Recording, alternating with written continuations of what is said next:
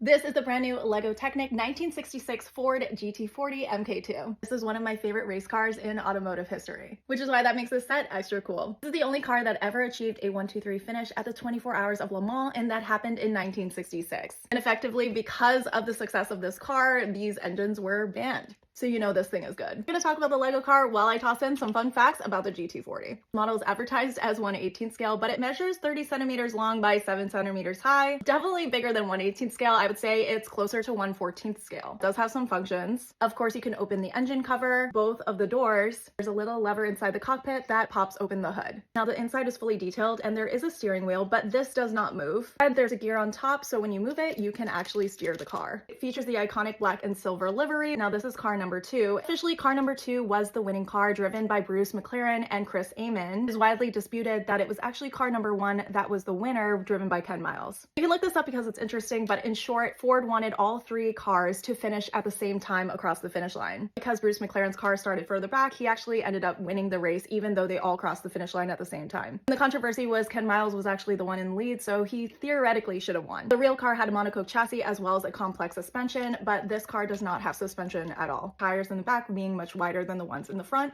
As I mentioned a little earlier, there's a lever inside here that when you push it, the hood does open. Now, the interesting things about race cars is that most of the engines are located in the back, not in the front like our normal cars. Let's take a look at the butt of this thing. You can see here the double exhaust, actually this little rubber piece here, so it's a bit flexible. Most people wonder why this isn't just a 90-degree connection, because you can see they're kind of angled down. That's because the actual car, the exhaust pipes weren't 90 degrees. They were actually angled a bit down. This is a ton of fun to play with. You can also see the rear taillights. As I mentioned earlier, the doors do open. It's a pretty standard Technic. Now let's get to my favorite part. Just push down here to open up the engine cover. Here you can see a model of the 7-liter 427 cubic inch big block V8 engine. I don't understand a word I just said.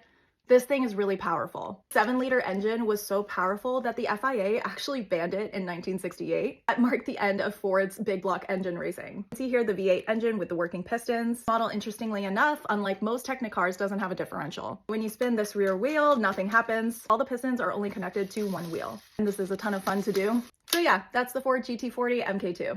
Overall, I do like this model. I think that this is an important car to be made into a LEGO set just because of its rich racing history. That being said, I do think it looks a bit more like a demolition car rather than the actual race car. They're really hard to achieve using LEGO pieces as well as Technic. Although I think it would be really fun to get this car as an Icons version and have it be Ken Miles' car. The set will be releasing on January 1st for $75 US. Leave me a comment below and let me know if you would take this one for a spin.